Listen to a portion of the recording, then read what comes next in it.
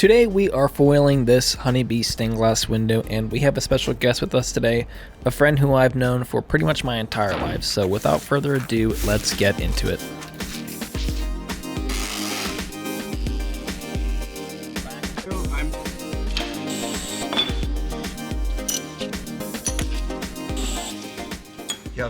Okay. Hey everyone, thank you for watching. Today I've got Carlos here. He's the master copper foil stained glass craftsman, and today we're going to be going over how to copper foil this stained glass window. So thanks for being here today, Carlos. You're welcome. And we are going to get started. So the first thing, what do you think we should be doing, Carlos? We should clean all our pieces with a rubbing alcohol and a clean rag to make sure all our edges are clean and that the copper foil should have a non-oily surface to stick to. So we should avoid touching the corners with our hands? As much as possible. I mean, we haven't been sweating or anything, so they're not too oily, but we do want to reduce any excess oil from any pieces from the cutting oil that might be there or from previous handling of the pieces. Do you think we should wear gloves, or do you think that's overkill? I don't wear gloves because it's really hard to copper foil with gloves. So I think we will be fine. Okay. Like I said, it doesn't have to be super sterilized or anything like that, as long as we have a fairly new clean surface to work with. Okay. And before we start copper foiling, just a moment ago, we were just looking over all the pieces and we were making sure there was no little shards of glass sticking out. Like, let's see here. Let's look at this one. Do you think this will pass, or do you think that this one? No, I think that's fine. Oh, yeah. See, about right all there. of it, this type of material, Right. where we have excess chips left from the cutting, that should be ground off. Okay. We want to have as close as possible to a 90-degree angle on all our pieces when we're copper foiling, so that we get an equal amount of copper foil on both sides. So whenever you have either a slanted piece or little chips and things like that, those should be removed so that we can proceed to copper foil it. Okay, so let me take this to the grinder. Right. Then.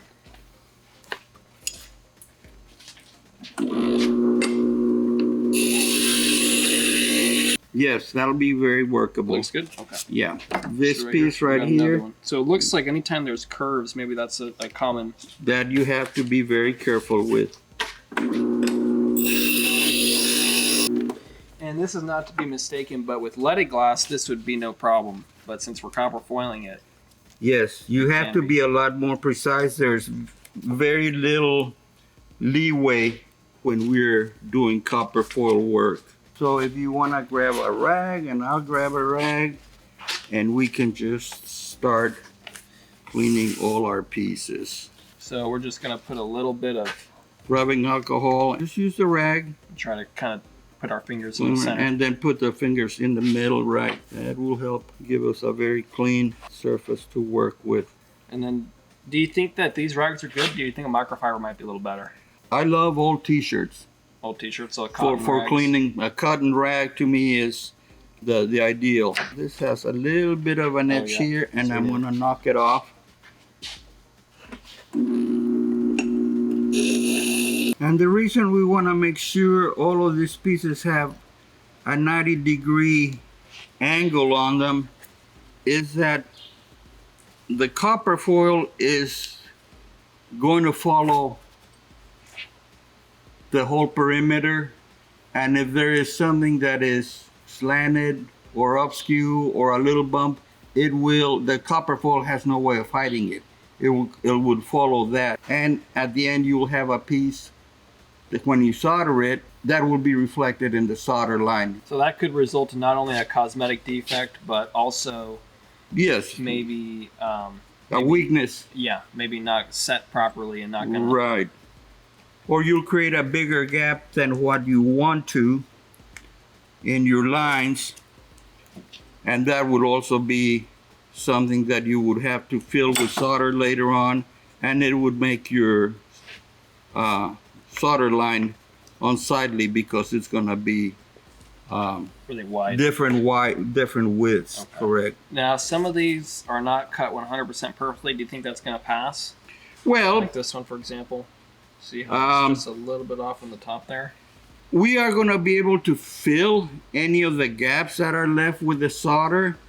So at this point, it's just, I happen to be kind of neurotic. So I spend a lot of time grinding and fitting my pieces so I have as few gaps as possible. But if you do have them, yes, no, you can work around them. The solder will be able to fill gaps. It's not the end of the world. It's just like how neurotic you are about your work and what amount of precision you want to achieve. If you don't cut and grind the pieces to as close a fit as possible, then you are going to have bigger gaps. And now the other thing is, don't let perfection be the enemy of progress. Yeah, because you can spend so much time, and eventually you're gonna get to the point where you said, "Man, I spent way too much time doing that, and it didn't improve the final product as much as I thought it would." This is gonna be a difficult piece to foil because of that tight in curve, inner curve, and we might have to do some special preparation work for that. When you're doing outside curves, that's no problem. You just end up having the copper foil crimp up a little bit, but when you burnish it, that takes that problem off. But in interior curves like that, there is a point at which the copper foil won't stretch that far, and you'll create a split in the copper foil. All right, so we're at the point now. We have gotten all of our pieces. We took them off the pattern, cleaned each one, and while cleaning, we were looking at each piece and identifying whether or not it needs to be ground down, if there are any sharp or kind of refracted edges or beveled edges. And so we grind those down, corrected all of that, and now we're at the point where we are ready to start foiling. Okay, so for this project, what kind of copper foil are we going to be using, Carlos? We're going to be using 7/32 width. It's the most common width that you use in copper foil work. It'll let you have a little bit over a 32nd of an inch on both sides when we finish, and it will create a fine enough line that it looks elegant, but still large enough to give us a good structurally sound assembly. The reason we're using the black back for it is because we are going to put a black patina on our piece at the end of the assembly, and this is the black back. And since we're using what's called cathedral glass, which is transparent, when you fold the copper foil over, if you look at an angle, you'll see the back side of it. If you use black back and put a black patina, that disappears. If we were going to use a copper patina, we would use a copper back because that would disappear. If we were going to be leaving the piece in its natural finish with the solder and a silver color, we would use a silver back because those lines would disappear. If you have an opaque glass, like the black pieces we'll be using that, you could use anything because there's no way of seeing through the glass. You peel a strip off. I always start at a corner. We are going to place the piece as close to the middle of the copper foil and bend this over. That allows us to have a place to pull the copper foil, and it's holding it in place. So at this moment, I'm looking on both sides of the glass, and the copper foil is pretty much equal on both sides. I'm going to continue to pull the copper foil tight till I get to the other corner. At this point, I'll take this end off, cut that at the very tip. Okay, at this point, we are just going to use our fingers to rub the copper foil against the border of the edge, and we are going to fold it over at this time also. The reason we fold it over from the very beginning is two things. It keeps you from accidentally peeling it off when you're handling it, And it also allows you to see the whole piece of glass without interfering.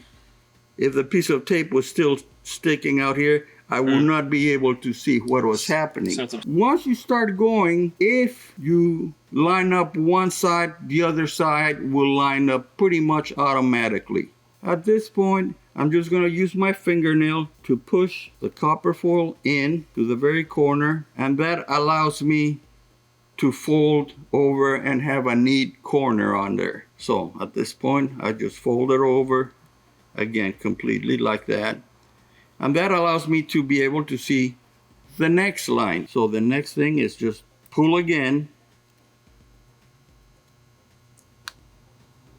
And we can see that the foil is even on both sides. We're gonna rub our finger on top of it. With our fingernails, we'll push the corner in, and then we can fold over it again like that. We come to the last piece, and we stretch out a bit. And we can cut excess copper foil off. We are going to pull the piece again. Notice that once you start going, you don't have to be sticking the copper foil a little bit at a time. By pulling it straight, it follows the glass. At this point, what I'd like to do with the excess, I'm just cut a little point. So we are going to do foiling on curves. This is an outside curve. It follows pretty much the same, with the exception that you will see that the foil is going to start crimping when we go around the curves. And that's no problems, that will burnish out. This piece also has an interesting fact that it's a textured glass. So it's going to present a little bit of a challenge, but nothing that cannot be overcome. Now, if you have a really heavy texture, like a very deep ripple, I just don't recommend you use that for copper foil at all. It's just too difficult, and the results are just not satisfactory. But a gentle texture like this granite is fine.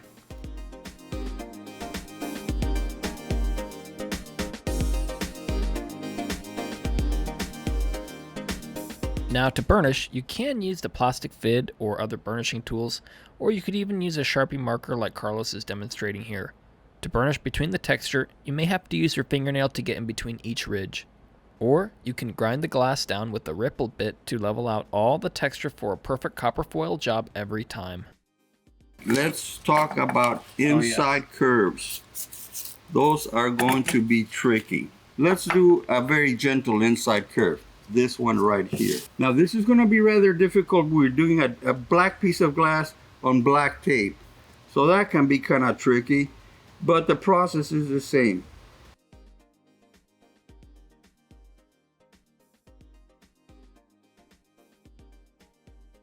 You can see that we have enough copper foil on both sides, and it's fairly even, so I'm not going to worry about.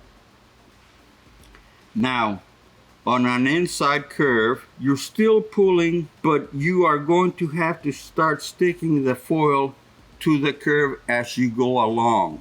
Using the yoke of my finger, I'm just going to push the copper foil into the piece of glass as I go along.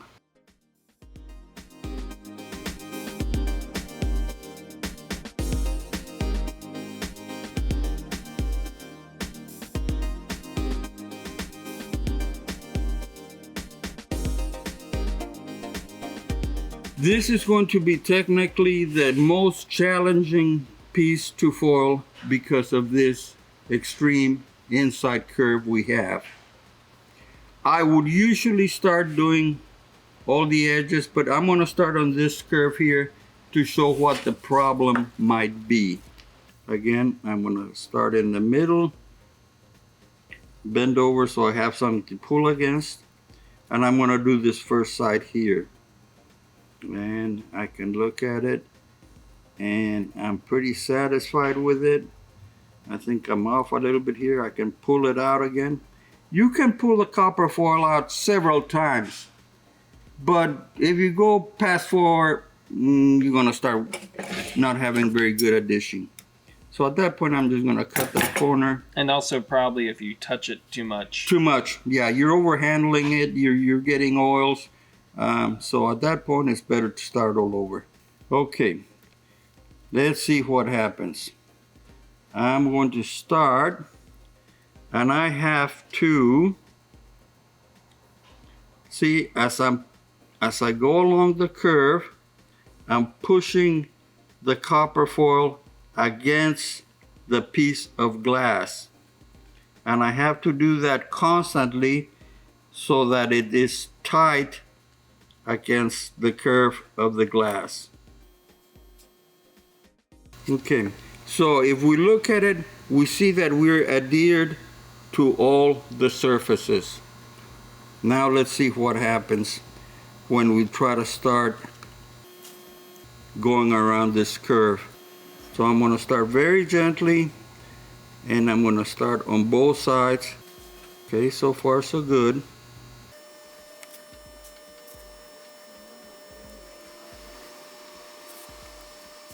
See, and you have to keep putting pressure, and you have to proceed slowly so that you can actually stretch the copper foil. And so far it's happened pretty close to perfect. We haven't had a split, so we succeeded very well on this. At this point, it becomes a matter of just doing the rest of the piece like we have discussed before. So what would have happened if it did split? Like, looks like we might have a tiny split right here. Okay, if you have a split, I would take my marker and I would make a little tick mark where the split happened, and I would come along and take this copper foil off, start with bare glass again, clean it, make sure it's everything, and I would put a strip of copper foil over that, and I would put another strip on this side here, and then I cut it off with an X-Acto blade. Once I do my copper foil and I fold it over, I let it split, and then I'm going to have copper foil underneath there that I can cut along with the X-Acto blade where the split is at.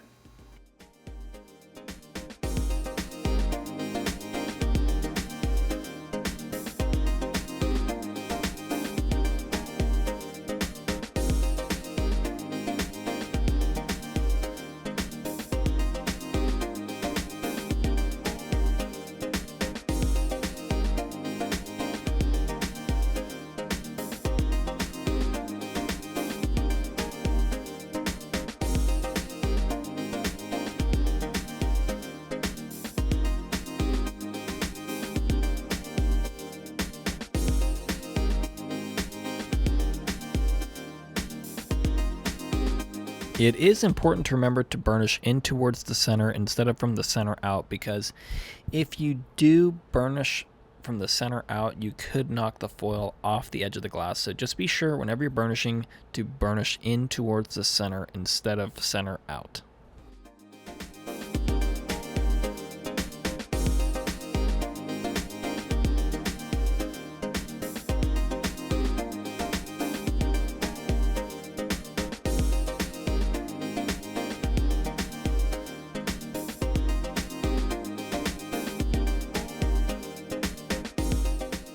We do have another video on the channel that goes over a couple other specialty tools for copper foiling, including a table foiler and a few other interesting tools that could help make this process a lot easier and a lot faster. So if you are interested in that, I'll put a card up on the screen. Go ahead and click that and watch that now.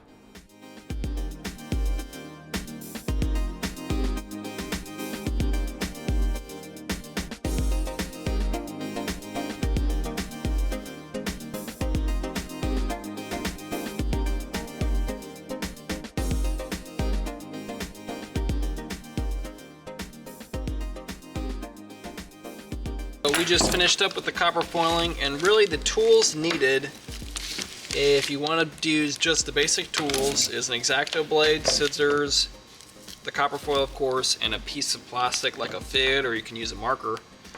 And that will pretty much get the job done, right, Carlos? That's correct. Well, other than, you know, cleaning your pieces real well with alcohol beforehand. And you could use regular glass cleaner. It's just it takes longer to dry. Okay. So the alcohol is just, to me, more efficient because I can start foiling almost immediately after I finish cleaning.